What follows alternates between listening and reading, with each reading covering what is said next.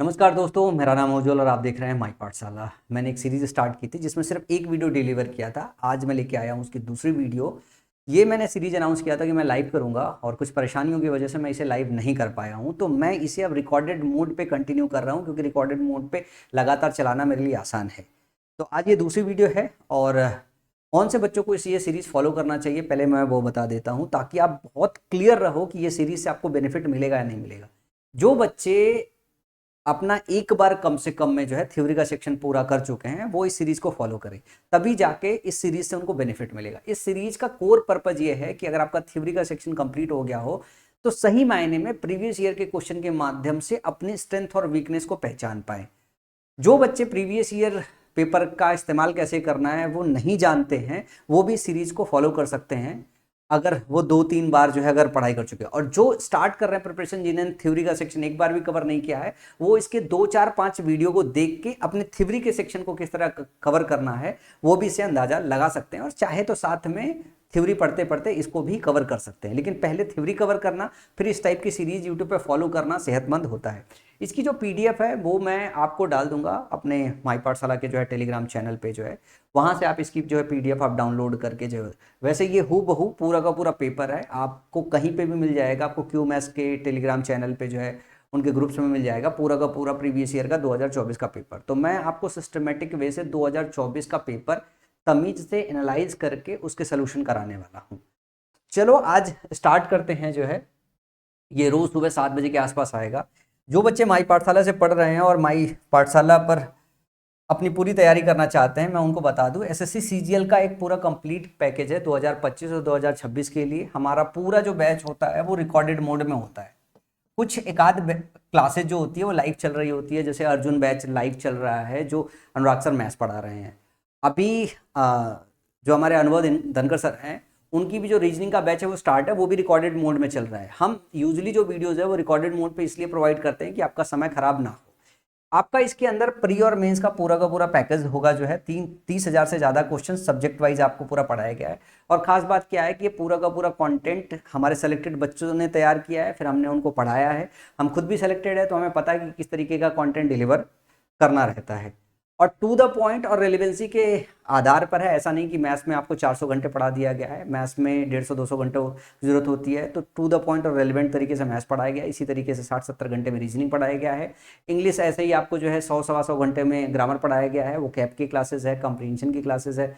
GS की पूरी बाकायदा जो है कोर्स है और अच्छे से कोर्स है, तो आप पूरा का पूरा इसके अंदर कंप्लीट कर सकते हैं। पूरे बैच की जो प्राइस है 999 है। इस 999 रुपए में आप अपने पूरा एसएससी सीजीएल का शुरू से जो है तैयारी कर सकते हैं, और वन सिंगल कहते हैं ना सिंगल स्पॉट पे आपको सब कुछ मिल जाए, वो ये वाली प्लेस है। अगर आप अलग से बैच परचेज करना चाहते हैं तो आप कोर्स के सेक्शन में जाके मेरा इंग्लिश का कोर्स भी देख सकते हैं। 499 रुपए का आपको इंग्लिश का कोर्स मिल जाएगा, जिसमें आप अपना पूरा फाउंडेशन या अपना पूरा थ्योरी कवर कर सकते हैं। जिन बच्चों ने 1-2 बार ग्रामर पढ़ रखा है, सिर्फ रिवीजन के लिए जाना चाहते हैं, तो वो कोर्स परचेज करने ना जाए। वो मेरी जो मैंने सीरीज 120 रूल्स वाली करा रखी है उस सीरीज को फॉलो कर ले, डिस्क्रिप्शन बॉक्स में उसका लिंक दे दूंगा। चलो अब बात करते हैं और स्टार्ट करते हैं क्वेश्चंस पे। और ये मैंने पूरा सेट एनालाइज किया है, सेट एनालाइज करके स्टार्ट करने से पहले मैं वो भी बता देता हूँ। देखो, थोड़े समय तक आपको सुन समझ लेना चाहिए कि भाई आपके एग्जाम में किस तरीके से चीज़ें रखी जाती है और किस तरीके से आपको प्रिपेयर करना है। जल्दबाजी में फटाफट, मतलब रिकॉर्डेड वीडियो आप चाहो तो ये वाला सेक्शन स्किप कर लो, लेकिन ये वाला सेक्शन जो है आपको सही से सुन लेना चाहिए और समझ लेना चाहिए। जैसे स्पेल चेक के 2 क्वेश्चन आए थे इस पेपर में, और इजी थे जो रिपीटर्स थे, और मॉडरेट उनके लिए है जो फ्रेशर है, मतलब जो 1-2 बार तैयारी कर चुके हैं उनके लिए बहुत आसान है, क्योंकि प्रीवियस ईयर से है तो आसानी से आपको समझ में आ जाएगा, दिख जाएगा। फिर वन वर्ड सब्स्टिट्यूशन की बात करें, 2 आया हुआ है, दोनों प्रीवियस ईयर से आया हुआ है और निहायत ही आसान है।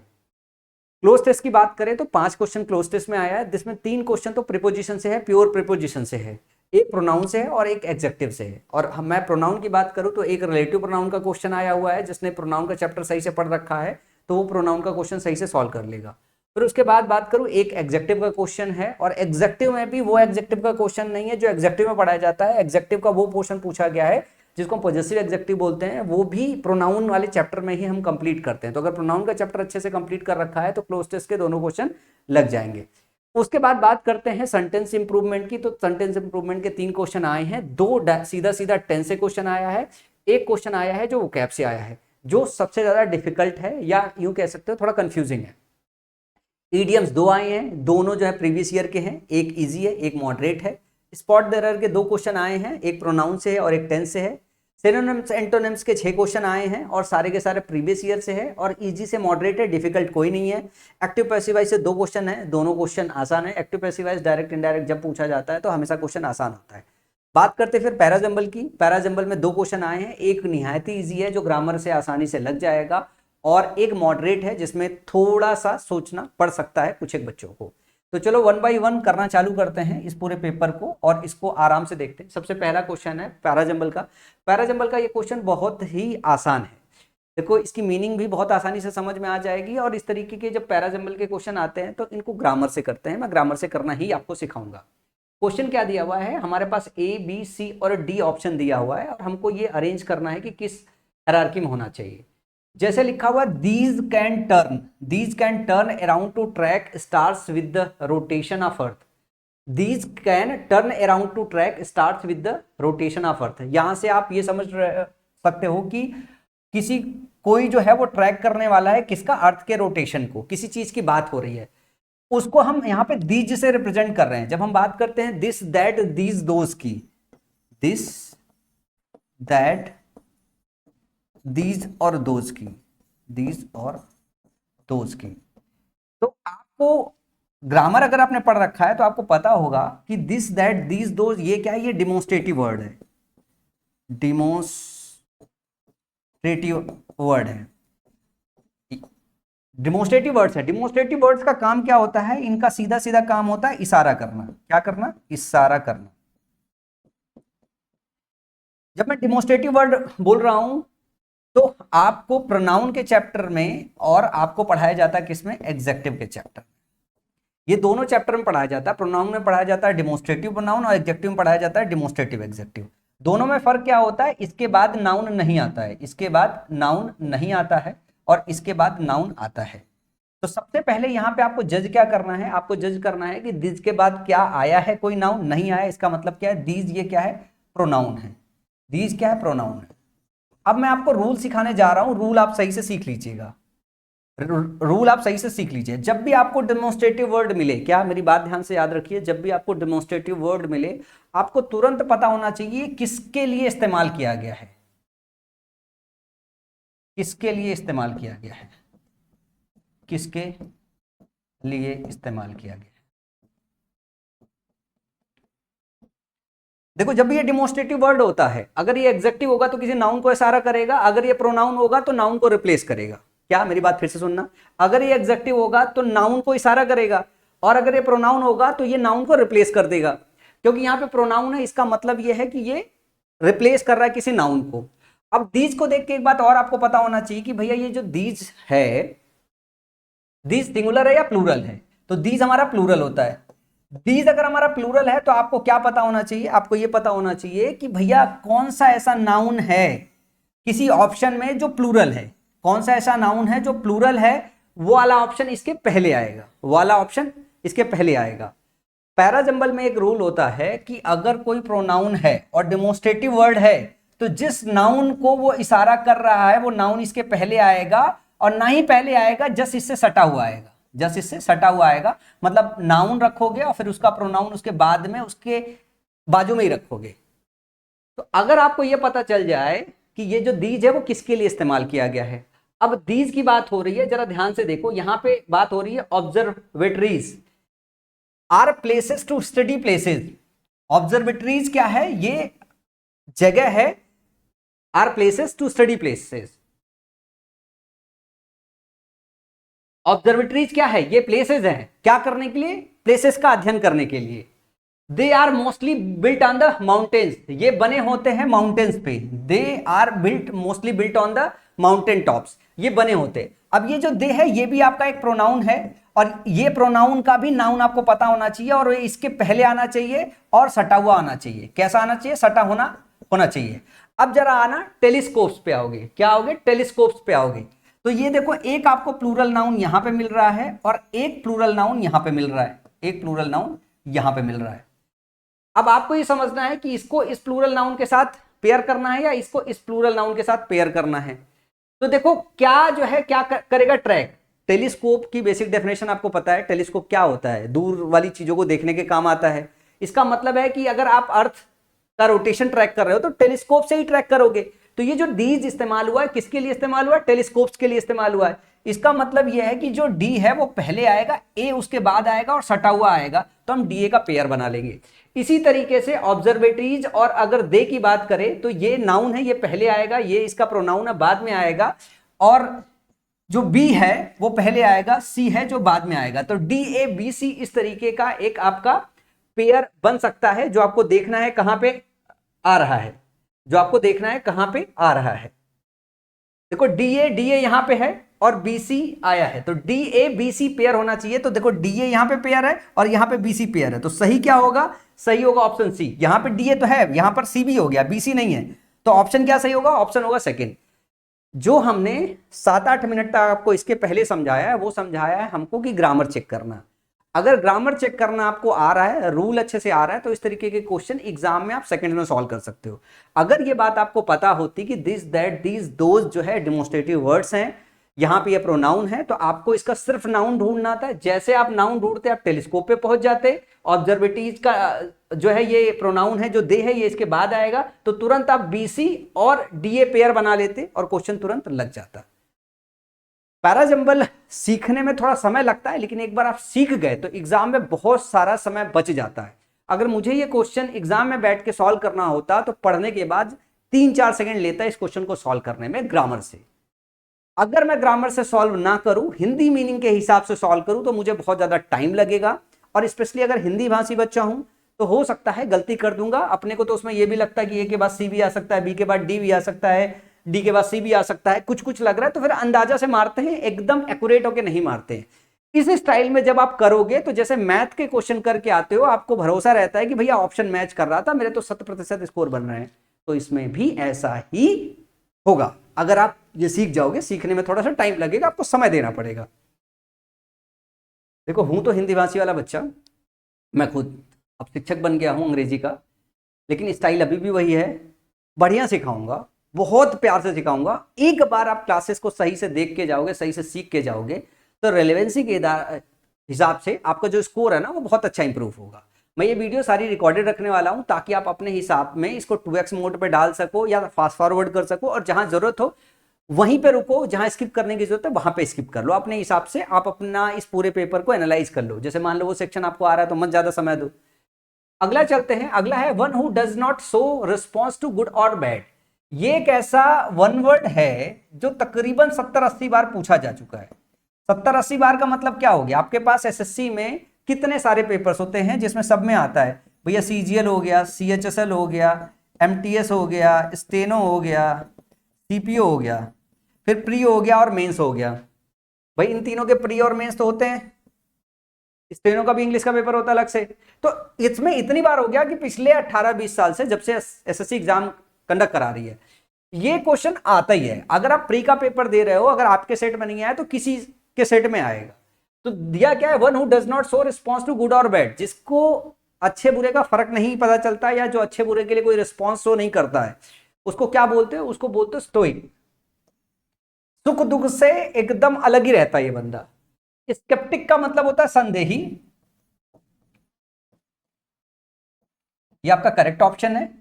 फोबिक का मतलब होता है, फोबिया होता है, फोबिक का मतलब डरने वाला, फोबिया शब्द है, फोबिया का मतलब होता है डर, और फोबिक का मतलब है जो डरने वाला बंदा है। साइनिक का मतलब साइनिकल होता है, एक होता है एक तरीके का सनक होता है, साइनिक का मतलब आप सनकी कह सकते हो। जब भी आप, क्या होता है जब हम लोग प्रीवियस ईयर के क्वेश्चन लगाते हैं ना, तो क्वेश्चन लगाते वक्त हम सिर्फ इतना ध्यान देते हैं कि भैया ये हमारा क्वेश्चन बना, इसका जवाब हमारा ये है, बस इसी की जानकारी, इसी को रट के निकल जाते। बाकी इसके जो ऑप्शंस है ना, इनको भी आपको पढ़ना होता है और इनके भी जवाब ढूंढ के रखने होते हैं। कई बार इनसे भी क्वेश्चन बन जाते हैं घूम फिर के। तो जब ये सब पूरा पढ़ पढ़ा के जाओगे तब जाके जो है आप एग्जाम में अच्छा कर पाओगे। देखो कंपटीशन बहुत है, तैयारी में मेहनत तो डालना पड़ेगा, इनपुट तो डालना पड़ेगा, तब जाके आप अच्छा कर पाओगे। चलो आगे बात करते हैं। Arrange the part in the correct order to form a meaningful sentence. As it was the last one of the evening, the city bus was overcrowded and this gave an opportunity to the pickpockets to try their skills. ये देखो 5 option दिया हुआ है, P, Q, R और S तक आया हुआ है, ठीक है ना। अब इसको बताना है, आप इसको ग्रामर के बेसिस पे फटाफट सॉल्व कर सकते हो, ग्रामर के बेसिस पे फटाफट सॉल्व कर सकते हो। देखो as it was last one of the evening, जैसे आप इट की बात करते तो इट क्या है आपका प्रोनाउन। जब भी आप प्रोनाउन ढूंढो सबसे पहले ढूंढो कि इस प्रोनाउन का नाउन किस ऑप्शन में है। As it was the last one, जैसा कि यह आखिरी था शाम का। फिर ध्यान से देखो, the city bus was over crowded and this gave an opportunity, इसने अपॉर्चुनिटी दिया। अब ये जो दिस है, अभी इसके पहले बता के आए हूं, दिस दैट दीज दो डेमोस्ट्रेटिव वर्ड है, ये भी काम में आएगा, लेकिन अभी हम प्रोनाउन पे चर्चा कर रहे हैं।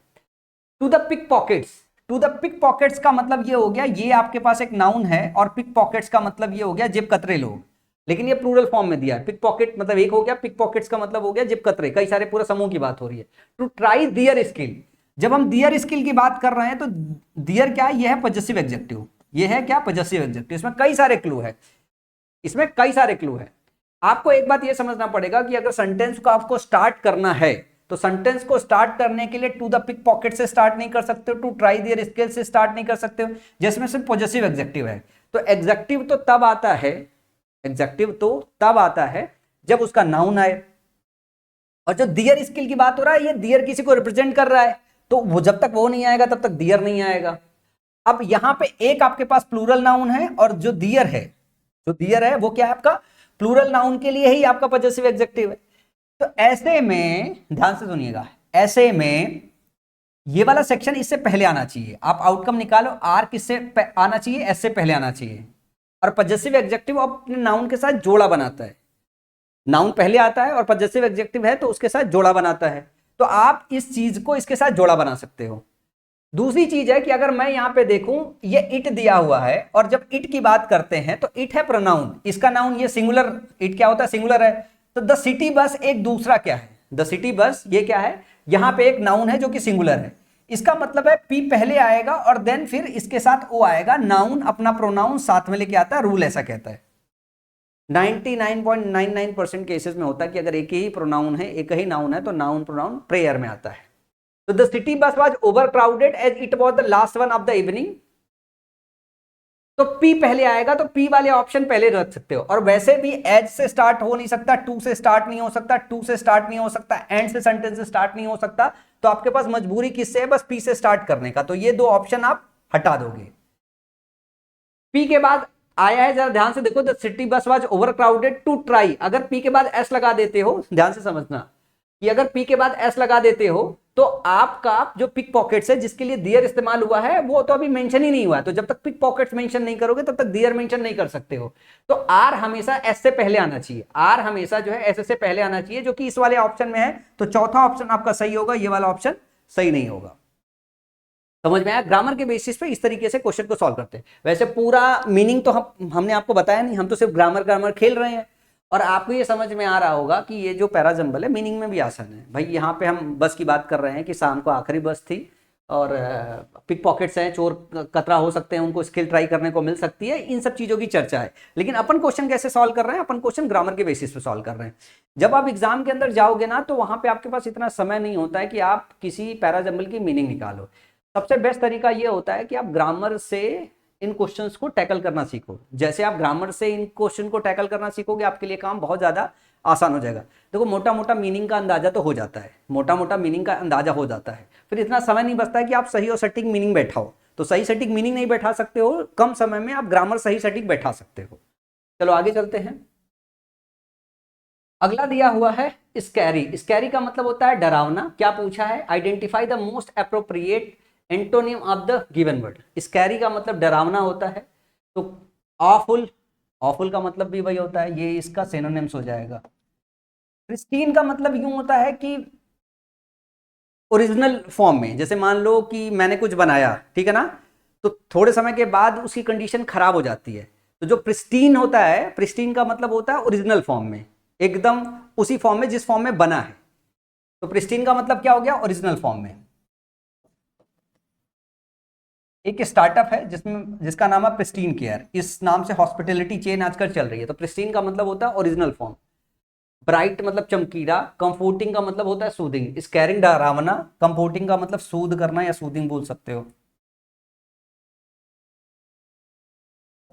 हिंदी में लिख देता हूं, सूदिंग करना, ये इसका अपोजिट।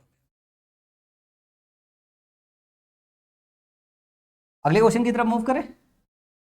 अगला क्वेश्चन है, if you want to be a good detective, sorry detective, if you want to be a good detective it helps to have an inquisitive nature. Inquisitive nature का मतलब, इनक्विजिटिव का मतलब होता है क्यूरियस, इनक्विजिटिव का मतलब होता है क्यूरियस। कॉम्प्रिहेंसिव का मतलब जो समझ में आ जाए, कॉम्प्रिहेंसिव का मतलब समझ में आ जाए, समझ में जाए। डिसइंटरेस्टेड का मतलब है कि आपके पास इंटरेस्ट ना हो। आइटमाइज्ड का मतलब होता है कि जैसे आपके पास बहुत सारे आइटम रखा हुआ है, तो जब आइटमाइज्ड करते हो तो उनको अलग अलग आइटम्स को अलग अलग करते हो, मतलब काउंटिंग करते हो। तो आइटमाइज्ड करने का मतलब होता है काउंट करना, अलग अलग वैरायटी वाइज काउंट करने को आइटमाइज्ड करना बोलते हैं, काउंट करना। अब आपको बताना क्या था, एंटोनिम बताना था। तो अगर ये क्यूरियस हो तो ये क्या हो गया, डिसइंटरेस्टेड का मतलब हो गया कि आपके पास इंटरेस्ट नहीं है। तो आपको क्या मिल गया, आपको आपका सही जवाब मिल गया कि इस क्वेश्चन का सही जवाब क्या होगा, डिसइंटरेस्टेड होगा। क्या ये पहले इंक्विजिटिव आया हुआ है कि नहीं आया हुआ है, ये प्रीवियस ईयर से है या नहीं है, ये पूरा प्रीवियस ईयर है। अच्छा, मैं एक बात और बता दूं कि जब भी अपन या कोई भी शिक्षक आपको जब पढ़ाने आते हैं तो पढ़ाने आते वक्त जो है वो हमेशा एक अपने साथ वो लेके आते हैं, क्या कहते हैं, घर पे पहले वो प्रैक्टिस करते हैं कि पढ़ाते वक्त उनसे कुछ गलती ना हो जाए। तो हमेशा ये होता है, कोई ऐसा शिक्षक नहीं है जो पहले आपको पढ़ाने से पहले पढ़ के नहीं आता है, भले उसको कितनी भी जानकारी हो, एक बार पेपर देख के जरूर आता है। मेरी बड़ी गंदी आदत रहती है कि जब भी मैं आपको पढ़ाने आता हूँ तो मैं पेपर ऐसा सीधा लेके चला ही आता हूँ, मतलब सीधा सीधा उठता हूँ, सीधा सीधा लेके चला आता हूँ और सीधा सीधा पढ़ा देता हूँ। तो कई बार ऐसी होती है कि कई एक आध क्वेश्चन ऐसे आ जाते हैं, क्योंकि हिंदी भाषी वाले बच्चे हैं अपन, तो कहीं कहीं कुछ ना कुछ ऐसा होता है कि अपन फंस जाते हैं, बट उसको अपन कभी सीरियस नहीं लेते थे। तो इस बार जब मैं आपको पढ़ाने आ रहा हूँ तो मैं इस बार का ख्याल रख रहा हूँ कि मैं एक बार पेपर सेट जरूर देख लूँ। मैं ये इसलिए बता रहा हूँ कि देखो ये एक पेज का खर्रा बनाया था जिसमें मैं वो खर्रा बना रहा था कि क्वेश्चन कौन कौन से कहाँ कहाँ आए, जो मैंने पहले पेज पे आपको दिखा रखा है। और छोटे मोटे वर्ड्स में इसमें लिख रहा था कि कौन कौन सा जो है एक शब्द ऐसा है जो नया आ सकता है, जो इससे पहले नहीं आया है, उनकी मार्किंग करते रहते हैं। और एक आध शब्द ऐसे हमेशा किसी ना किसी सेट में मिल जाते हैं जो बिल्कुल नया होता है। इस सेट में मुझे कुछ खास नया शब्द नहीं मिला, ज्यादातर जो था वो पूरा प्रीवियस ईयर से मिला। जैसे एक शब्द है इंट्रूसिव, ये नया दिख सकता है, लेकिन अगर आप सही मायने में देखो तो इंट्रूडर करके आपको वन वर्ड सब्सटीट्यूशन में बहुत मिलता है। तो इंट्रूडर जो है इसका सिनोनिम्स है। इंट्रूसिव का मतलब घुसपैठिया होता है और इंट्रूडर का मतलब भी होता है घुसपैठिया, जो बगैर जानकारी के, बगैर उसके जो है आपके घर के अंदर या किसी जगह पे घुस जाए तो उसको बोलते हैं इंट्रूडर। और इंट्रूसिव का मतलब भी घुसपैठिया होता है। इसका क्या मतलब होता है, घुस बैठिया। देखो ये यहाँ पे जानना बहुत जरूरी था, जैसे आइटमाइज्ड मैंने आपको बताया ना, आइटमाइज्ड जो शब्द था ये जानना बहुत जरूरी था यहाँ पे, कि इसका मतलब होता काउंट करना आइटम वाइज, आइटमाइज्ड करना। अगला आया हुआ है, Raju job as a clerk seem to be bad at first because of the low salary but resulted in something good happening later because it saved him from being unemployed. ये क्या आया था, select the most appropriate options to substitute the underline. मतलब ये क्या है, sentence improvement का question है। अब ये जो अंडरलाइन वाला सेक्शन है इसको इंप्रूव करना है। इसको किस तरीके से पूछा गया है, आपसे बस वो जानने की कोशिश कर रहा है कि भैया एक ईडियम है जिसकी मीनिंग आपको पता है कि नहीं पता है।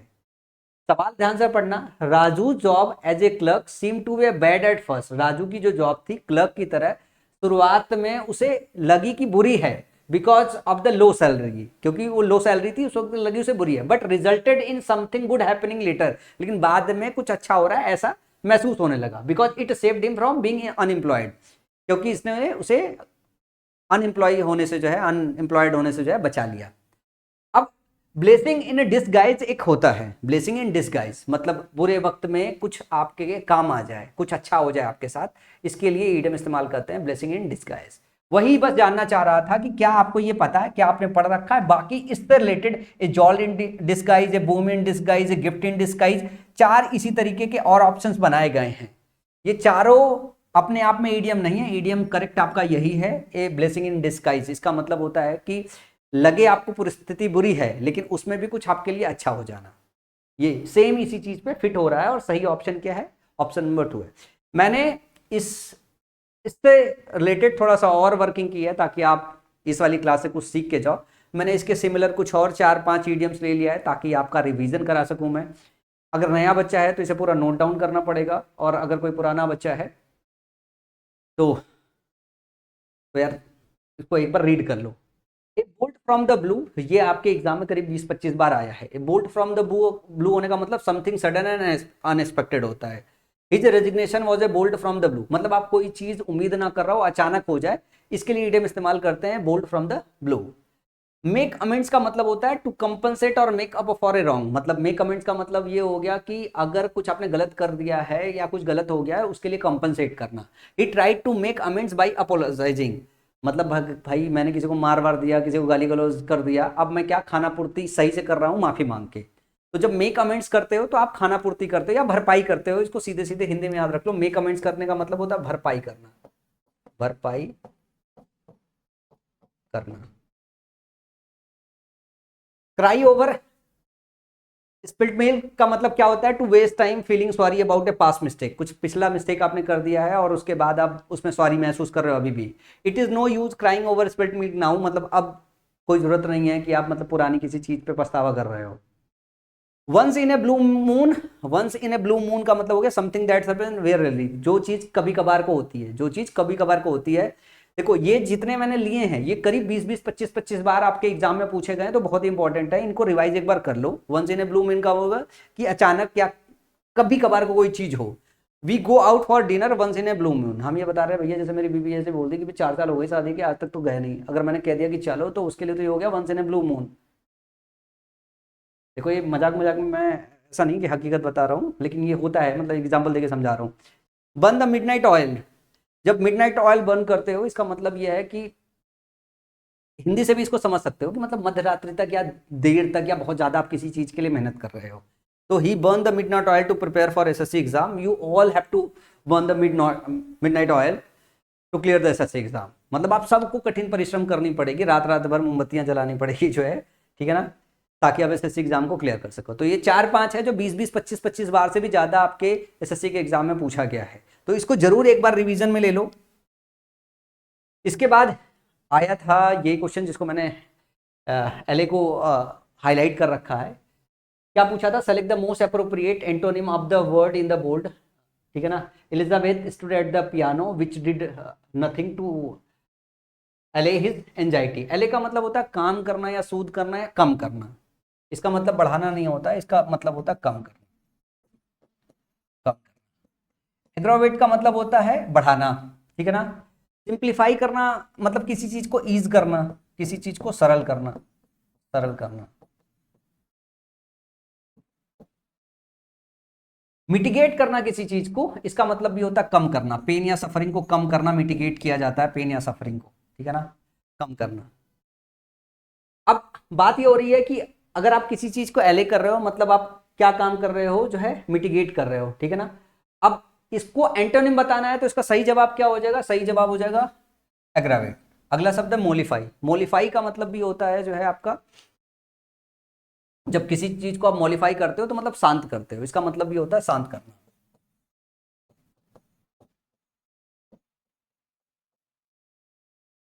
तो दो तो इसके सिनोनिम्स हो गए, एक की मीनिंग जो है डिफरेंट सिनेरियो में है, और एग्रावेट इसका जस्ट एंटोनिम है, जस्ट अपोजिट है। अगला है every student in the hostel decided to travel to Delhi to witness the Republic Day parade. ये जो क्वेश्चन है ये प्रोनाउन से है। प्रोनाउन में आपको पढ़ाया जाता है each and every, each and every. और इसके बाद जब आप एग्जेक्टिव में जाते हो तो आपको एग्जेक्टिव में भी पढ़ाया जाता है, जिसमें आपको पढ़ाया जाता है ईच बॉय, ठीक है ना, एवरी स्टूडेंट। तो आपको ध्यान रखना है ईच और एवरी के साथ जब आप नाउन लगाते हो ना, ईच और एवरी के साथ जब आप नाउन लगाते हो तो नाउन कैसा होता है, नाउन होता है सिंगुलर। नाउन जो लगाते हो नाउन होता है सिंगुलर। लेकिन अगर आप इनको प्रोनाउन की तरह इस्तेमाल कर रहे हो, ईच और इसके बाद ऑफ आता है, तो यहां पे जो नाउन डालते हो ये नाउन क्या आता है, अगर ईच के साथ ऑफ आ गया या एवरी के साथ ऑफ आ गया, यहां जो नाउन डालते हो ये होता प्लूरल। इसके बाद आने वाला जो वर्ब होता है वो ईच के हिसाब से जाता है और एवरी के हिसाब से जाता है, ये होता है सिंगुलर। इसके आगे कोई पजेसिव एडजेक्टिव या प्रोनाउन इस्तेमाल कर रहे हो तो वो इसके हिसाब से जाता है, वो भी होता है सिंगुलर। तो यहां पे क्या एरर है, ध्यान से देखो, एवरी स्टूडेंट्स, इसके साथ अगर नाउन लगा रहे हो तो स्टूडेंट्स नहीं लिख सकते हो, क्या लिखोगे, एवरी स्टूडेंट लिखोगे। इवन दो अगर आपने सही से प्रोनाउन का चैप्टर पढ़ रखा है, सही से प्रोनाउन का चैप्टर पढ़ रखा है तो ये बहुत बेसिक सी बात है जो हर शिक्षक आपको पढ़ाता है। मैं ये नहीं कहूंगा कि मैं ही पढ़ाता हूँ, किसी भी शिक्षक से अगर आप ये सेक्शन पढ़ रहे हो तो आपको पढ़ाता है। सवाल यह है कि जब आपको नाउन या प्रोनाउन पढ़ाया जा रहा है, जो भी शिक्षक आपको पढ़ा रहे हैं वो अगर थोड़ा रेलिवेंट होकर पढ़ाएं तो ज़्यादा बेटर है। जैसे मैं एक शिक्षक का एग्जाम्पल दूंगा, एक या दो शिक्षक का एग्जाम्पल दूंगा। वैसे मैं शिक्षक की बुराई नहीं कर रहा हूँ, शिक्षक बहुत लाजवाब, पढ़ाते बहुत अच्छा है, लेकिन वो कई बार क्या है, जरूरत से ज़्यादा पढ़ा देते हैं तो जो फोकस एरिया होता है बच्चों का वो शिफ्ट हो जाता है। मतलब वो सही से उनका ध्यान उस पर नहीं जाता। वो बताते तो है ये बात, लेकिन बच्चा बिल्कुल इस बात पे फोकस नहीं हो पाता कि अच्छा ये वाला सेक्शन है जहां से क्वेश्चन आना ही आना है। जब वो गलती कर देता है पेपर में जाके, तब उसे पता चलता है यार ये कहीं लास्ट लाइन में उन्होंने बोला तो था, लेकिन ऐसा फोकस करके नहीं बोला था कि ये एग्जाम में क्वेश्चन आएगा। कुछ शिक्षक ऐसे हैं जो आपको एकदम पढ़ाते वक्त ये चीज बताते हुए चलते हैं कि जैसे ग्रामर का रूल पढ़ा रहे हैं तो वो क्लास में बताते हैं बेटा ये वाला जो चीज है वो एग्जाम में 10 बार रिपीट हुई, 5 बार रिपीट हुई, 4 बार रिपीट हुई, ये वाला आपका फोकस एरिया है। आप पूरा प्रोनाउन भूल जाओ पर ये 4-6 पॉइंट्स आप याद रख के जाओ। ऐसे शिक्षक बहुत रेलिवेंट होते हैं आपके एग्जाम को क्लियर कराने के लिए। मैं उसी टाइप का शिक्षक हूँ कि मैं थोड़ा इन चीज़ों पे ज़्यादा फोकस करता हूँ। अगर आप मेरा लेक्चर पढ़ोगे तो आप उसमें देखोगे तो ये वाला सेक्शन कायदे से रूल वाइज आपको बताया जाता है। जब सब्जेक्ट वर्ब एग्रीमेंट का चैप्टर पढ़ाया जाता है तब भी ये चीज़ आपको बताई जाती है।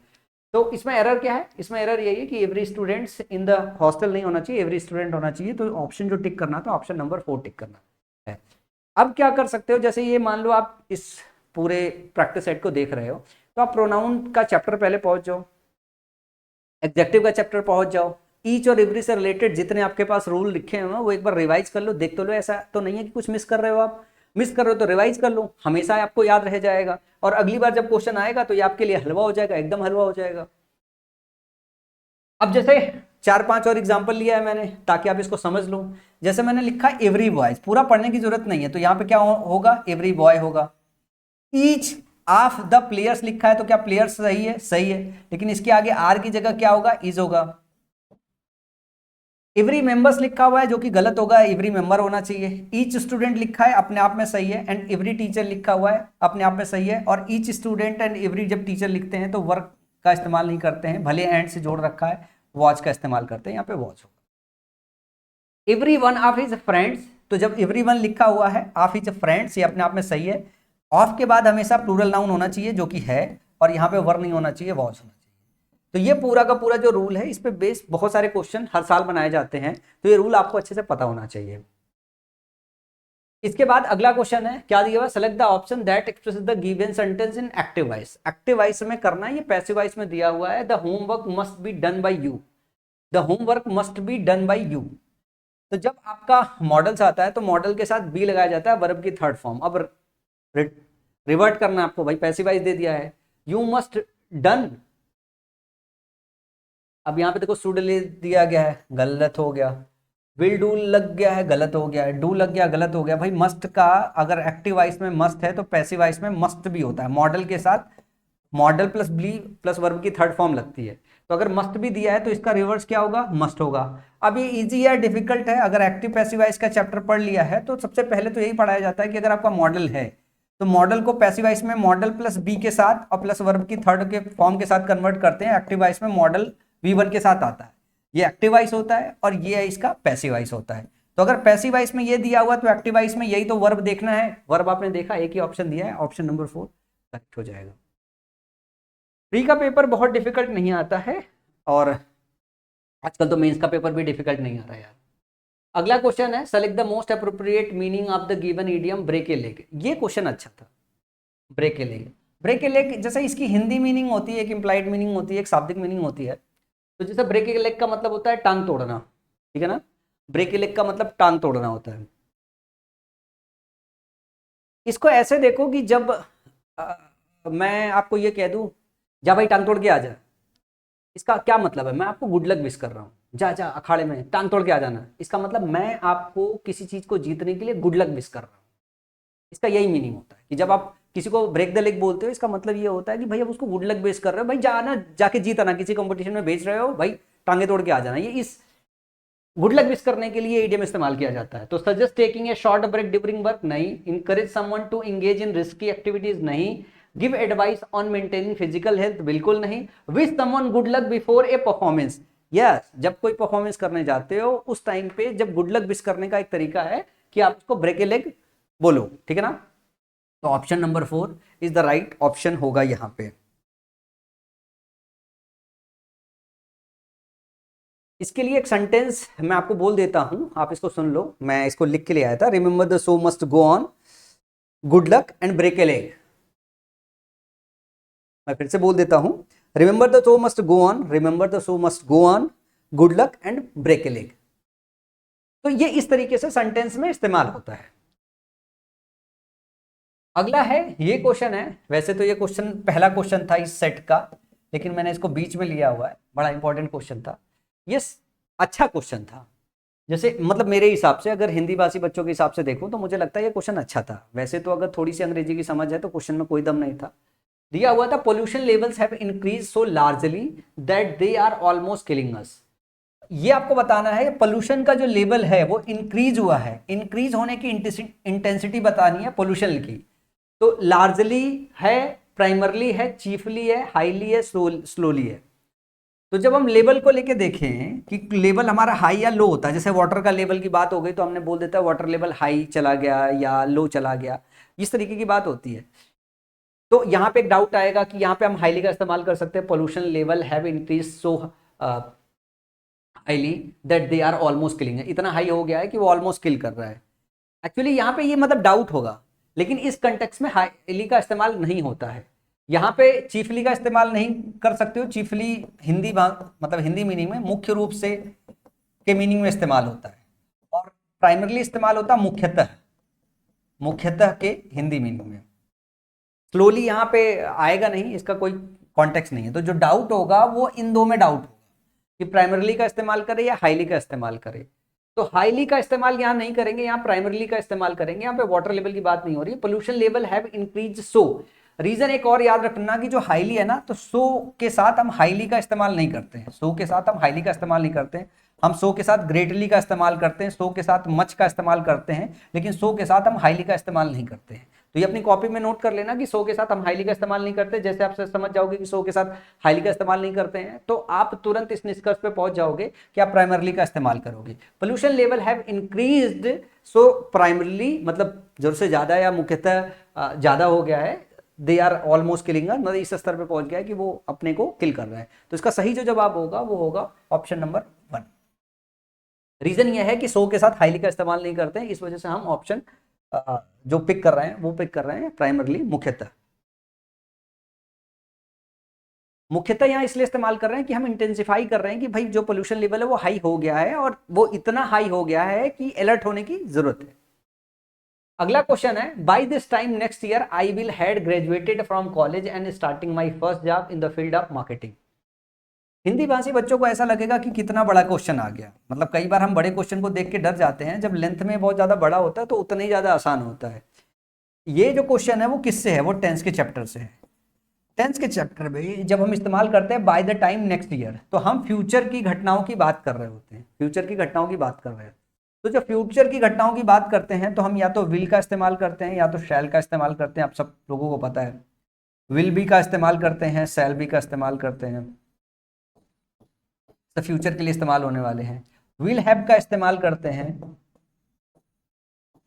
और शैल हैव का इस्तेमाल करते हैं। हम इसके साथ विल हैड या सेल हैड का इस्तेमाल नहीं करते हैं।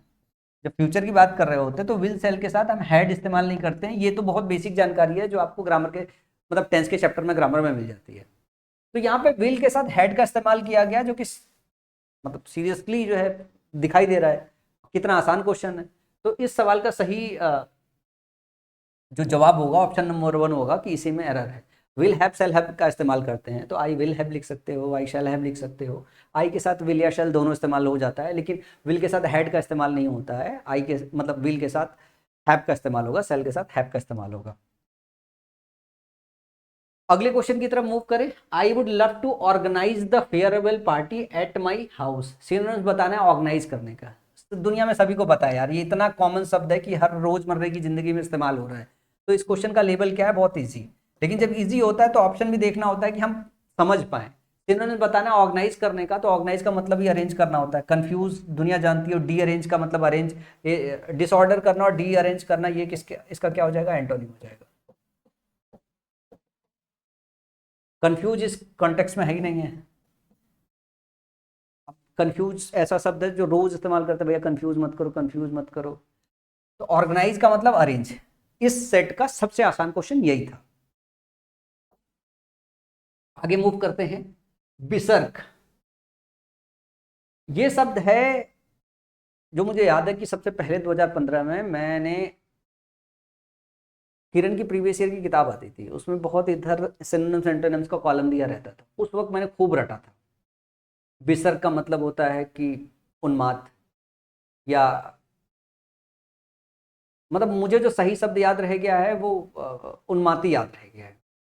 मतलब कोई बहुत नोटोरियस आदमी हो, कोई शरारती आदमी हो, तो विसर्ग पर्सन हो, तो इस तरीके से है।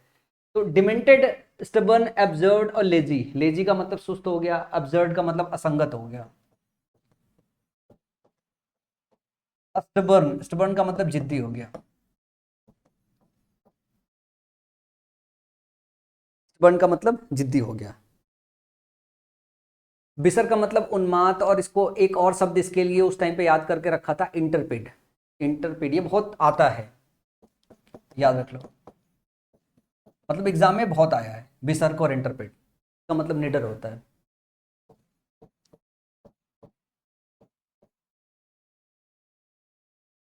स्टबर्न का मतलब जिद्दी हो गया। सिनोनिम्स बताना है तो स्टबर्न क्या सही है या डिमेंटेड, इसके लिए राइट ऑप्शन होगा।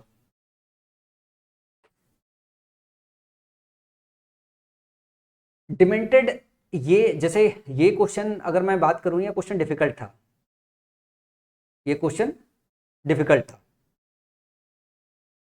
डिमेंटेड का मतलब होता है कि आपकी एक मानसिक अवस्था होती है। डिमेंटेड एक मानसिक अवस्था होती है जिसमें आप बहुत क्रेजी वे से बिहेव करते हो।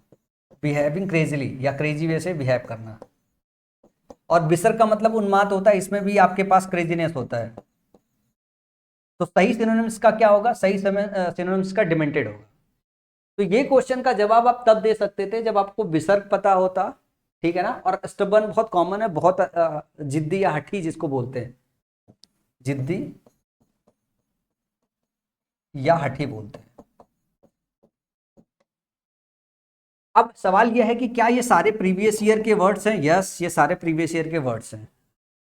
आप पूछोगे कि ये प्रीवियस ईयर के वर्ड्स है सर कहाँ, कोई ऐसी किताब बता दो कैब वाली जिसमें सब कुछ मिल जाए। तो दो किताबें हैं जिसमें आपको सब मिल जाएगा। एक सही से अगर मायने में देखो तो एक ब्लैक बुक है जिस किताब में मिलेगा, दूसरा जो किताब है वो 90 डेज वोकैब प्लानर है। 90 डेज वोकैब प्लानर है, दोनों में मिल जाएगा। अब दोनों में कौन सी पढ़नी चाहिए, ब्लैक बुक पढ़नी चाहिए या 90 डेज वोकैब प्लानर पढ़नी चाहिए, तो मैं आपको बता दूंगा। आपने नहीं सुना होगा तो रोहित जिसने इस बार IR1 किया है, वो अभी इस टाइम पे बच्चा ये पढ़ा रहा है 90 days vocab planner. 90 days vocab planner इसलिए पढ़ा रहा है क्योंकि 90 डेज वोकैब प्लानर में देखो, इसमें भी प्रीवियस ईयर है, इसमें भी प्रीवियस ईयर है। ये मुश्किल से 250 पेजेस की है और 90 दिन के हिसाब से प्लान है। मतलब इसको 90 दिन में आप आसानी से कंप्लीट कर लोगे, क्योंकि इसमें ना ही प्रीवियस ईयर कवर किया गया है, साथ में इस तरीके की छोटी छोटी बाइट्स बनाई गई है जिससे आप हर रोज अपने आप को प्लान कर पाओ और 90 दिन में कवर कर लो। ये भी प्रीवियस ईयर कवर करता है, ये भी प्रीवियस ईयर। जितने भी मैं सेट बना रहा हूं, अगर एक भी शब्द उस किताब से बाहर निकल जाए, ब्लैक बुक में मिल जाएगी और उसमें मिल जाएगी। अगर कोई मेरे किताब में नहीं मिली तो इसमें भी नहीं मिलेगी, क्योंकि इसमें भी प्रीवियस ईयर कंपाइलेशन है, इसमें भी प्रीवियस ईयर कंपाइलेशन है। तो सबसे बेहतरीन जो बुक होगी ना, वो आपके लिए यही किताब है, 90 डेज वोकैब प्लानर। 90 डेज में प्लान और स्ट्रक्चर है। क्या होता है, हम किताबें खरीद लेते हैं, ये 468 पेजेस के आसपास है, दुगनी मोटी किताब है। किताब खरीद तो लेते हैं, उसके बाद इधर रख देते हैं, उधर रख देते हैं। तो इसमें अलग स्टाइल में प्रीवियस ईयर कंपाइल किया गया, इसमें अलग स्टाइल में प्रीवियस ईयर कंपाइल किया गया। साथ में इसमें रिवीजन के लिए मैंने क्विजेस क्यूआर कोड के माध्यम से कर दिया है। जैसे एक दिन आपका डे 1 में वो कैब आपका प्लान किया गया है, नीचे 3 क्विजेस दे दिया गया है कि जब आप रीड करके जाओ तो क्या होता है, रिवीजन के वक्त दिक्कत होती है। तो उनमें उसी डे 1 पे पूरे क्विजेस बनाए गए हैं। स्कैन करोगे, फिर जब क्विजेस उस पर अटेम्प्ट करोगे तो आपका प्रॉपर रिवीजन हो जाएगा और आप ये समझ पाओगे कि आप एग्जाम में परफॉर्म कर पाओगे कि नहीं। तो सबसे बेहतरीन तरीका है 90 डेज वोकैब प्लानर जो है से अपना वोकैब पूरा प्रिपेयर करना। एक भी शब्द ऐसा नहीं होगा जो आपसे मिस हो जाए। और अगर आप अमेजन और फ्लिपकार्ट पे जाके उसकी रेटिंग देखोगे ना, 4.8 के आसपास रेटिंग है। और नहीं समझ में आया तो नीचे कमेंट सेक्शन पढ़ के देख लेना, जिन बच्चों ने बाई किया है उनका क्या रिव्यू है उस किताब को लेके। अगला है क्वेश्चन है, spreading awareness about the rights of the consumers and the relief open to them in case they did not get their money's worth of goods and service has rightly been identified as the first priority. ये question है जो अच्छा question की category में आता है। मैं बोलता हूं ये मॉडरेट क्वेश्चन है, इजी नहीं है, मॉडरेट क्वेश्चन है। ये मैं चाहता हूं आप होमवर्क के लिए ले लो। मुझे ये पता नहीं है कि आप सारे के सारे बच्चे इसका सही से जवाब दे रहे हो कि नहीं जवाब दे रहे हो। 2-3 क्वेश्चन मैं आपको दूंगा जवाब में, जो बच्चा कमेंट सेक्शन में मेंशन करेगा इसका जवाब, मैं उसको वहीं पर रिप्लाई दे दूंगा। या तो जब अगला सेट लेके आऊंगा तो ये क्वेश्चन दोबारा कराऊंगा। वैसे ये प्रीवियस ईयर है, इसका कहीं ना कहीं सोल्यूशन मिल जाएगा। इसका कहीं ना कहीं से सोल्यूशन देख के मत दीजिए। बस मैं ये जानना चाह रहा हूँ कि आपकी ग्रामर की तैयारी कैसी है, कि आप जो है इसे आप बता पाएंगे। ये जो क्वेश्चन है वो टेंस से रिलेटेड है। मैं थोड़ा आपको हिंट दे देता हूँ, क्लू दे देता हूँ।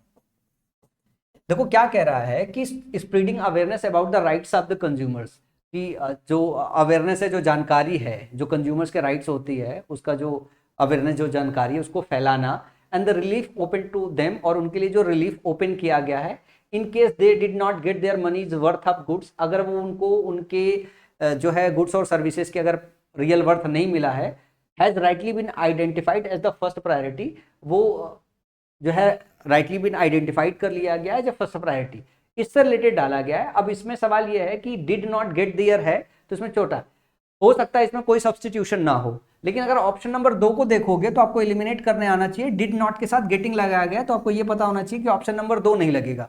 अब अगला सवाल है कि will not get their money's आप डालोगे, ठीक है, कि will not get their money डालोगे, were unable to get their money डालोगे कि नहीं डालोगे। मैं ये छोड़ रहा हूं और मैं आपको एक और हिंट दे रहा हूं।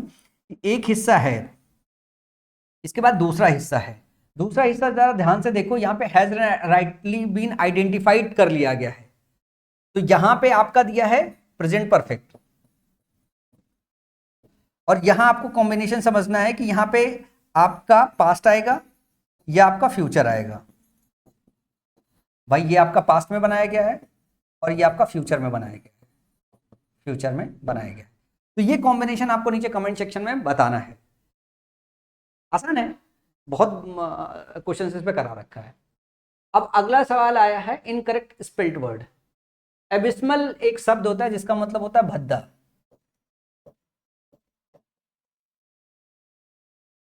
एलोकेशन की स्पेलिंग सही है, एलिगेशन की स्पेलिंग सही है। अवर्जन का मतलब होता है बहुत आया, हेटर्ड नफरत, हेटर्ड मतलब नफरत। एबिस्मल की स्पेलिंग में ए बी आई नहीं, ए बी वाई होता है, ए बी वाई एबिस्मल होता है। इसका मतलब बुरा भी होता है, ठीक है ना, भद्दा बुरा।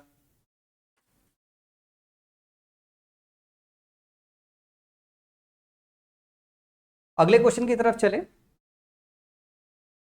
अगला क्वेश्चन है एक्टिव वॉइस में कन्वर्ट करना। The meal was not prepared by us. तो जब वॉज दिया हुआ है तो आपको पता होना चाहिए कि वॉज कब बनता है पैसिव वॉइस में।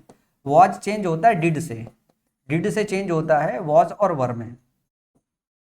तो ध्यान से देखो, 3 जगह डिड है और 1 जगह हैड है, तो ये ऑप्शन कट जाएगा। सबसे पहले तो आपको ये पता होना चाहिए।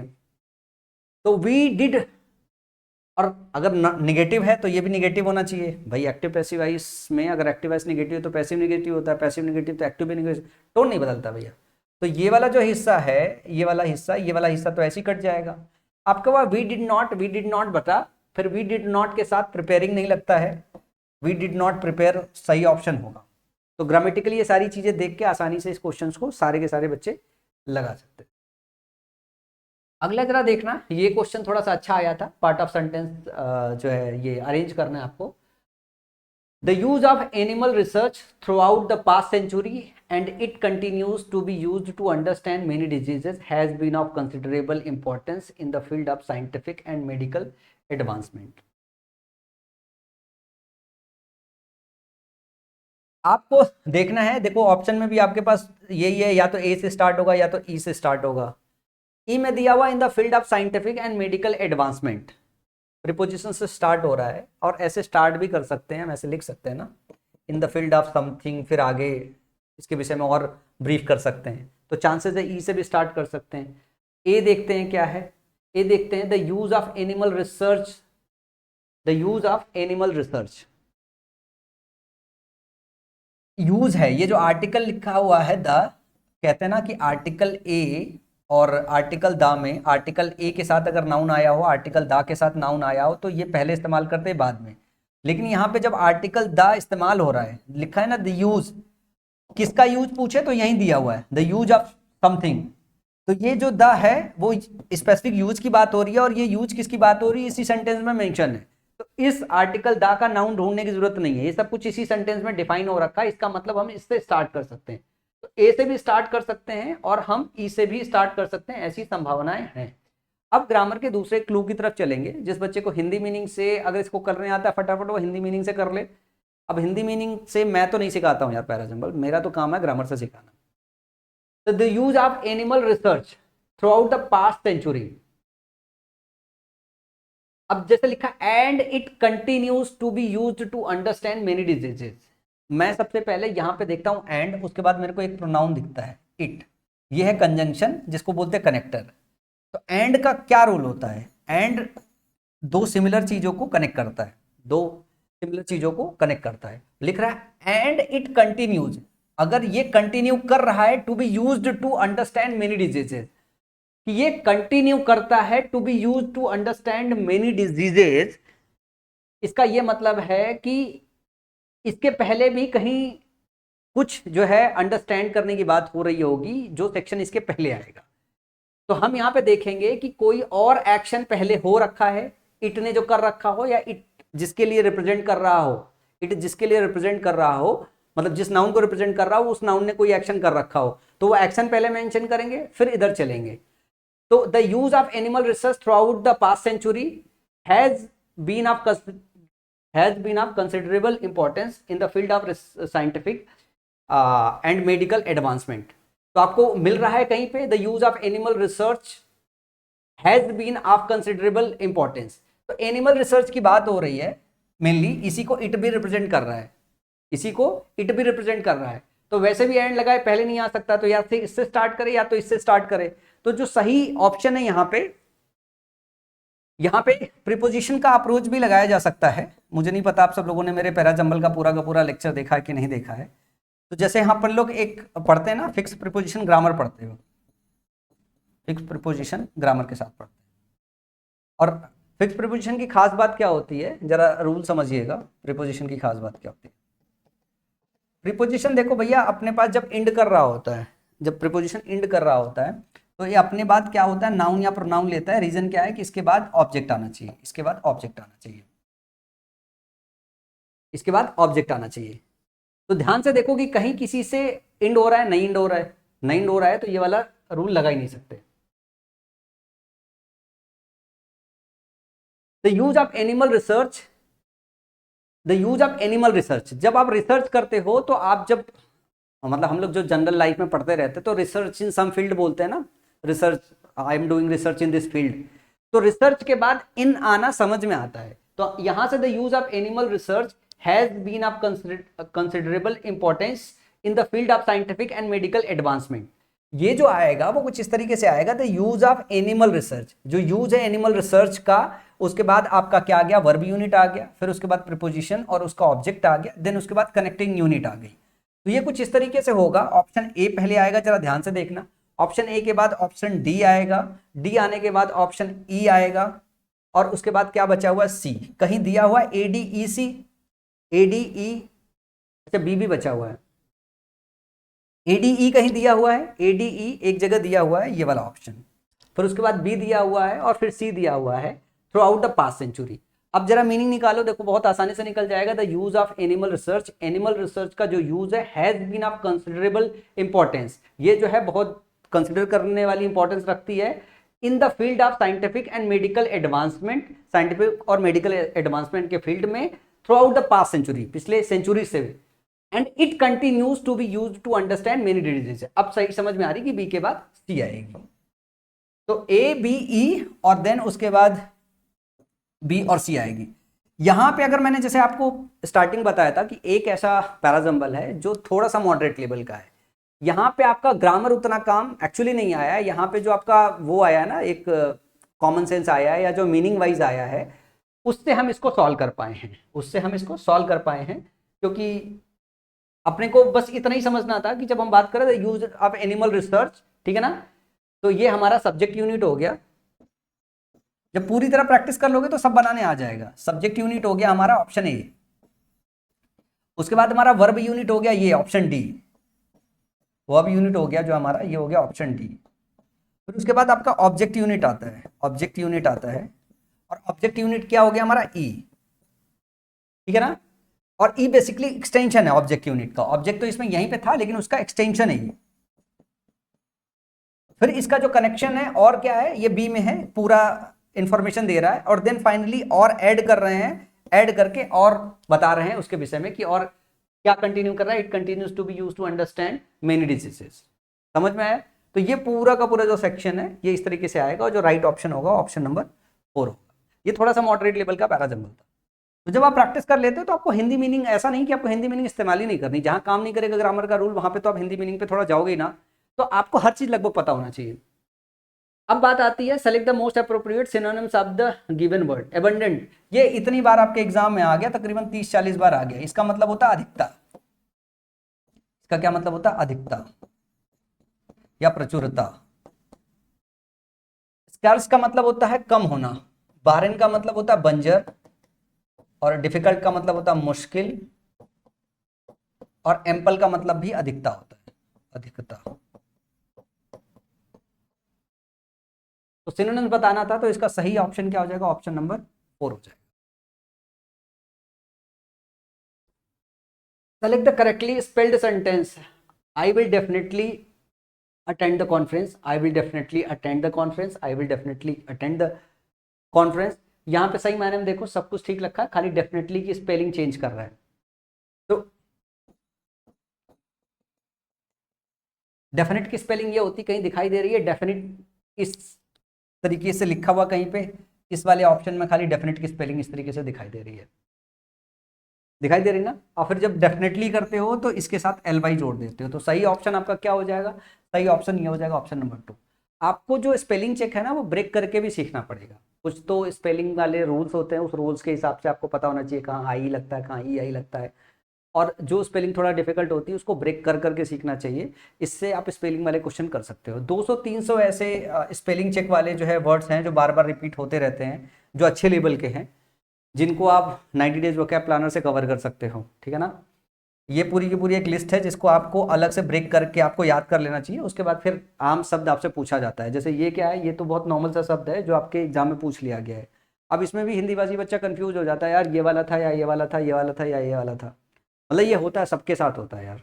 मेरा तो एग्जाम में सबसे ज़्यादा क्वेश्चन स्पेलिंग चेक वाला ही गलत होता था, स्पेशली जब मॉक टेस्ट देता था एग्जाम में। भाई मेरे पास कौन साइंस की स्पेलिंग आ गई थी, मैंने साइंस की स्पेलिंग, साइंस माध्यम का हूँ तो बचपन से साइंस लिखने आता था, तो कौन साइंस की स्पेलिंग लिख ली थी, वो करेक्ट हो गया था मेरा। प्रोफेसर की स्पेलिंग आ गई थी, प्रोफेसर की स्पेलिंग यार बीटेक किया है तो प्रोफेसर की स्पेलिंग तो पता ही रहती है, तो वो सही हो गई थी। तो ये होता है। अब ये क्वेश्चन आया था, सॉरी ये क्लोज टेस्ट आया था पूरा का पूरा पैरा, जिसमें 3 तो आपके ऐसे हैं जो प्रीपोजिशन से है,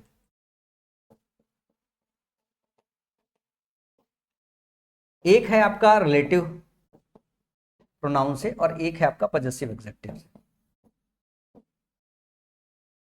जब क्लोज टेस्ट सॉल्व करना होता है तो अपने को बहुत यार टेंशन होती है, बहुत टेंशन होती है। तो क्लोज टेस्ट जब घर पे प्रैक्टिस करते हो तो यूजली क्या है कि आप एक बार क्लोज टेस्ट सही से पढ़ लो, ठीक है ना। वहां समय इतना नहीं मिलेगा कि आप हिंदी मीनिंग निकाल पाओगे। सच बात तो यह है, एग्जाम में इतना समय नहीं होता कि आप हिंदी मीनिंग निकाल पाओ, लेकिन आपको अंग्रेजी पढ़ के उसका सेंस समझ में आ जाना चाहिए। इतनी प्रैक्टिस आपकी यहाँ हो जानी चाहिए ताकि आपको सेंस समझ में आ जाए। जैसे दिया हुआ है from the beginning, from the beginning dash, ये डॉट डॉट को कैसे पढ़ते हैं, डैश पढ़ते हैं। From the beginning dash the 18th century. अब लिखा है on the, of the, in the, about the 18th century. मतलब ऑप्शन भी देखोगे तो प्रीपोजिशन बताना है। From the beginning of the 18th century, the beginning of something, the beginning ये हो गया, ठीक है ना। तो बिगनिंग के साथ ऑफ इस्तेमाल होता है। अगर आपने फिक्स प्रीपोजिशन पढ़ रखा है तो आपको पता होगा। The beginning of the 18th century, from the beginning of the 18th century the ladies of European cities covered, covered दिया हुआ है, covered dash faces, covered faces, covered faces in layers of paint and powders. अब Hindi meaning में चले, beginning, from the beginning of the 18th century, 18वीं सदी की शुरुआत से जो यूरोपियन शहरों की औरतें थी, लेडीज थी, वो कवर रखती थी faces in layers of paint and powders. जो फेसेस है, जो चेहरा है, वो पेंट और पाउडर के लेयर से कवर रखती थी। अब किसके फेसेस रखेंगी, देम के फेसेस है, दे आर के फेसेस है, दियर के फेसेस है, या देयर के फेसेस है। तो वो अपने फेसेस कवर रखती थी। और यहां पे जब हम बात कर रहे हैं लेडीज की, तो ये प्लूरल नाउन है। और जब प्लूरल नाउन के लिए आप यहां पे लगाओगे, आप क्या, फेसेस के लिए कि उनके, उनके चेहरे, तो मतलब आपको पजेसिव एडजेक्टिव चाहिए, तो क्या इस्तेमाल करोगे प्लूरल के लिए, दियर, दियर फेसेस। अगर यही सिंगुलर होती, किसी एक लड़की की बात होती, तो हर इस्तेमाल करते, हर फेस। लेकिन महिलाओं की बात हो रही, लेडीज की बात हो रही, तो their faces in layers of paint and powder. This particular fashion was largely brought, brought के साथ है अराउंड, ब्रॉट अबाउट है, ब्रॉट टू है, ब्रॉट विथ इन है। तो आपने ब्रिंग के साथ बहुत पढ़ा होगा, ब्रिंग के साथ बहुत सारा पढ़ा होगा। Bring about, bring in, bring to, bring within तो नहीं पढ़ा है।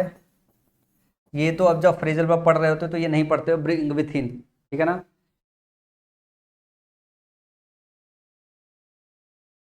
ब्रिंग राउंड, इसमें अबाउट दिया हुआ ना, ब्रिंग राउंड, ब्रिंग इन दिया हुआ नहीं है।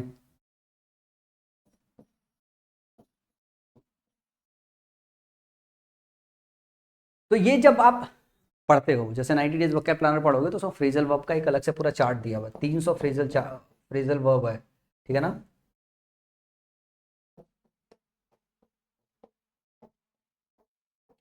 तीन सौ के आसपास है। ये 300 एक बार आप पढ़ लोगे ना, तो आपकी अंग्रेजी जो है अच्छी होने लगती है, अंग्रेजी बहुत अच्छी होने लगती है। ब्रिंग अराउंड का मतलब होता है प्रचलन में लाना, ब्रिंग अराउंड का मतलब होता है प्रचलन में लाना। तो यहाँ पे क्या हो रहा है, यहाँ पे this particular fashion was largely bring out by urgent need to disguise, मतलब फैशन में लाया गया इस बात के लिए डिस्गाइज किया जा सके the ravages of smallpox, smallpox की वजह से जो परेशानियां हो रही थी, उसको डिस्गाइज करने के लिए, उसको छुपाने के लिए ये काम किया जा रहा था, इसको फैशन में लाया गया। तो ब्रिंग, ब्रिंग जो है राउंड, और ब्रिंग अराउंड और ब्रिंग अबाउट हो गया। तो ब्रिंग अबाउट नहीं होगा, ब्रिंग अराउंड होगा, जो करेक्ट ऑप्शन होगा यहाँ पे, bring around by the urgent need to disguise. अगला जरा ध्यान से चले, अगला है, अगर आपने यहां पे ब्रिंग के साथ आपने राउंड ले लिया, by the urgent need to disguise the ravages of smallpox. फिर आगे दिया हुआ है which left their faces, that left their faces, who left their faces, when left their faces, pitted and scarred. अब ये small pox से related यहां पे क्या लाना है, यहां पे लाना है आपको एक रिलेटिव प्रोनाउन, जो क्या करता था, जो उनके चेहरे जो है पिटेड और स्केयर्ड छोड़ देता था।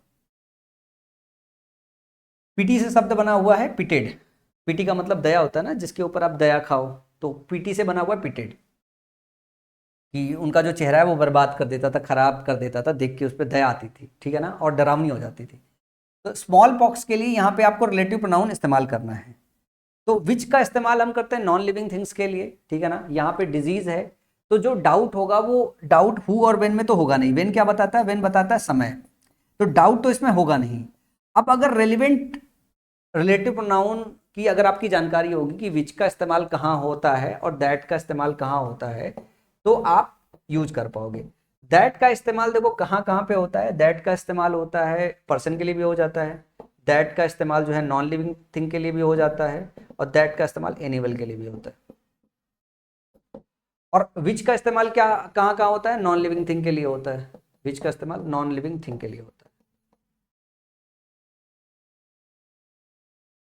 तो स्मॉल बॉक्स के लिए जो है आप किसका इस्तेमाल करोगे? दैट का इस्तेमाल करोगे या विच का इस्तेमाल करोगे? ये मन में यहाँ इस क्वेश्चन में डाउट आएगा, इस वजह से इस क्वेश्चन को किस कैटेगरी में डालेंगे?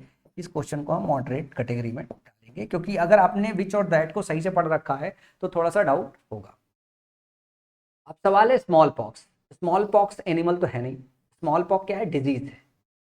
स्मॉल पॉक्स डिजीज है। अब डिजीज है तो इसको किस फॉर्म में डालोगे? इसको ना ही एनिमल की कैटेगरी में डालोगे, ना लिविंग बीइंग की कैटेगरी में डालोगे, ना ही आप जो है इसको मैन की कैटेगरी में, पर्सन की कैटेगरी में डालोगे। तो सही क्या होगा? सही होगा विच। तो which left their faces pitted and scared.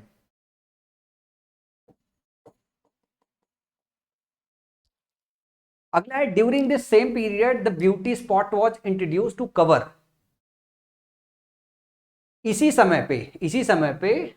इसी पीरियड के दौरान जो ब्यूटी स्पॉट था वो इंट्रोड्यूस किया गया था to cover a facial defect. तो कवर अप का मतलब होता है, वो होता है ना कि भैया गुनाह कर दिया, कवर अप कर रहे हो, कवर अप कर रहे हो, ठीक है ना। तो ऑप्शन में देखो कवर के साथ क्या क्या ऑप्शन में आपके पास दिया हुआ है, ठीक है ना। Cover up, cover on, cover to, cover for. तो cover up is the right option. Cover up है फेशियल डिफेक्ट।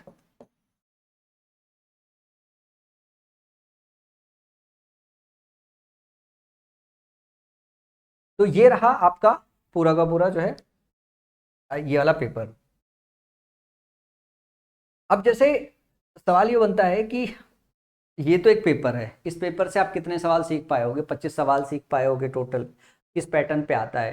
पर ये सवाल सीख लेने से कभी भी आपकी जो तैयारी है वो अच्छी नहीं होती, इससे तैयारी नहीं होती, इससे तैयारी की परख होती है। जब इस तरीके के पेपर्स को सॉल्व करते हो तो आपको ये पता चलता है कि क्या क्या चीज़ आपको आता है, क्या क्या चीज़ नहीं आता है। अब जब हम बात करते हैं मोटा मोटा कि इसको कवर करने के लिए हमारे पास 3 सेक्शन होते हैं। एक होता है ग्रामर, एक होता है वोकैब और एक होता है कॉम्प्रिहेंशन। अब कोई भी बच्चा क्या करता है? कोर्स बाई करता है। कोर्स बाई करने के बाद उसके नोट्स बनाता है, फिर उसके बाद बुक्स खरीदता है। ये तीनों चीजों करता है। मैं आप सब लोगों को इन सबका एक बेटर अल्टरनेट देता हूं। मैंने 3 किताब लिखी है। इंग्लिश ग्रामर, इसमें पूरा ग्रामर कवर किया गया है, एक एक चैप्टर कवर किया गया है। साथ में मैंने पूरा का पूरा कोर्स पढ़ा रखा है जो इस किताब में क्यूआर कोड के माध्यम से अटैच्ड है। इससे आपको फायदा ये होगा कि जरूरी नहीं है कि नाउन का चैप्टर पढ़ते वक्त हर टाइम आपको वीडियो देखने की जरूरत है। आप पर्टिकुलर जो है बुक में पर्टिकुलर चैप्टर खोल के आप पढ़ना चालू करो। जहां समझ में ना आए, मैंने बहुत सिस्टमेटिक वे से उसमें क्यूआर कोड इंप्लीमेंट किया है। आपको माई पाठशाला ऐप निकालना है, क्यूआर कोड स्कैन करना है, उस वाले सेक्शन को पढ़ लेना और वहीं पे आप नोट्स बना लो। यही किताब आपके नोट्स का भी काम करेगा। ये इस तरीके से डिजाइन ही किया गया है। इसी तरीके से आपके 90 डेज की वोकैब प्लानर है, ये 90 दिन के हिसाब से प्लान की गई है। जितनी वोकैब्स आज की क्लास में आपने कवर किया है, एक्चुअली आपको पिछले 10-12 सालों की पूरी वोकैब कवर करनी होती। इसके अंदर बहुत सिस्टमेटिक वे से प्लान किया हुआ है। जो चीज़ मैं आपको पैराजम्बल के लिए पढ़ा रहा हूँ, जो कॉम्प्रिहेंशन के लिए बता रहा हूँ, वो कॉम्प्रिहेंशन की किताब में पूरी तरीके से प्रीवियस ईयर क्वेश्चन के साथ पूरा कंसेप्ट वाइज अपन ने समझा दिया है। अगर आपको इंग्लिश सही मायने में सटीक तरीके से कवर करनी है तो ये 3 की तीनों किताब जो है आप ऑर्डर कर सकते हो अमेजन, फ्लिपकार्ट से, कहीं से भी, या माई पाठशाला के ऐप से। और ये किताब बहुत लाजवाब किताब है जिसके अंदर सब कुछ कवर किया गया है। और कोई भी ऐसा क्वेश्चन जो पढ़ा रहा हूँ हो ही नहीं सकता कि इन किताबों के अंदर ना मिले। और ये बहुत पतली पतली किताब है, बहुत आसानी से तैयार भी हो जाएगी। 6 महीने के अंदर आपकी इंग्लिश बहुत अच्छी तरीके से तैयार हो जाएगी। तो मैं उम्मीद करता हूँ जो है कि आप लोग इस सीरीज को शिद्दत से फॉलो करोगे और जिनका कोर्स और सिलेबस पूरा नहीं है वो इन किताबों का इस्तेमाल करके अपना कोर्स पूरा कर लेंगे। कुछ क्वेश्चंस के जवाब आपके मन में डाउट हो सकते हैं, क्योंकि कई बार इंग्लिश में क्या होता है कि एक लोग एक इन्फॉर्मेशन दे रहे हैं, दूसरे लोग दूसरे इन्फॉर्मेशन दे रहे हैं। एसएससी का जो आंसर की आता है उसमें कुछ और लिया रहता है। अगर किसी क्वेश्चन में डाउट होगा आपको कि जो मैंने सोल्यूशंस कराए हैं वो सोल्यूशंस में किसी भी जगह अगर डाउट होता है कि ये नहीं सर ये होगा, तो मुझे नीचे कमेंट सेक्शन में दीजिएगा, मैं पूरा प्रॉपर एक्सप्लेनेशन दूंगा, ठीक है ना। कमेंट सेक्शन का इस्तेमाल बखूबी कीजिए। अब एक और सवाल आएगा, सर क्या ये सीरीज रेगुलर रखोगे? देखो, अगर मैं लाइव कमिट करूंगा तो मैं रेगुलर नहीं पढ़ा पाऊंगा, लेकिन अगर मैं रिकॉर्डेड कमिट करूंगा और आप लोग शिद्दत के साथ फॉलो करोगे तो मैं ज़रूर इस सीरीज़ को पूरा करूँगा और मैं आपको ये वादा भी करता हूँ कि ये सीरीज़ जब ख़त्म होगा तो आप बहुत सारा कुछ सीख के जाओगे। टाइम के साथ आप बताओगे तो मैं इस सीरीज़ को और बेहतर बनाऊंगा, जो और सारी चीज़ें हैं उस पर भी बहुत सारी वीडियो बनाऊंगा। ठीक है, मुझे लाइव पढ़ाने में थोड़ा सा यार अजीब सा महसूस होता है क्योंकि मैं कनेक्शन नहीं बना पाता हूँ, क्योंकि पढ़ाते वक्त मुझे लगता है कि बच्चों से बात करना वो ठीक नहीं है और समय बहुत कम है, 3-3 4 4 साल लग जाते हैं। तो बेटर है कि इतना समय काट बांट के कैसे बच्चों को जो है 1 साल या 6 महीने 8 महीने में उनका सिलेक्शन कराया जाए, तो पूरा फोकस वहीं रहता है। लेकिन हमें भी पता है कि हम जल्दी, जब आपकी एज में थे तो हम भी खुद भी नहीं सुनते थे। मतलब मैं जब तैयारी कर रहा था तो मेरे दोस्त बहुत सारी कोचिंगें जाते थे, मैं कोचिंग वोचिंग नहीं जाता था यार। मैं अपने घर में अपनी किताबें निकाल लिया था और मैं चुपचाप उसी से पढ़ाई करता था। मेरा रिजल्ट उनसे लाख गुना बेहतर आया, वो सारे दोस्तों का मेरा सिलेक्शन भी नहीं हो पाया। तो ऐसे में मैं ये मानता हूँ कि क्वालिटी कंटेंट अगर डिलीवर कर दिया जाए तो आप लोग समझदार हो, आप एक काम कर लोगे। जो बच्चों को थोड़ा बहुत डाउट रहता है तो वो नीचे कमेंट सेक्शन में मेंशन करें। मतलब मैं पूरी तरीके से आपको कोशिश करूंगा कि मैं आपकी मदद कर पाऊंगा। तो आज की इस वीडियो में इतना ही, अगली वीडियो में फिर मिलेंगे। तब तक के लिए अपना ख्याल रखिए और देखते रहिए ये सीरीज़, और माई पाठशाला को सब्सक्राइब करना ना भूलिए।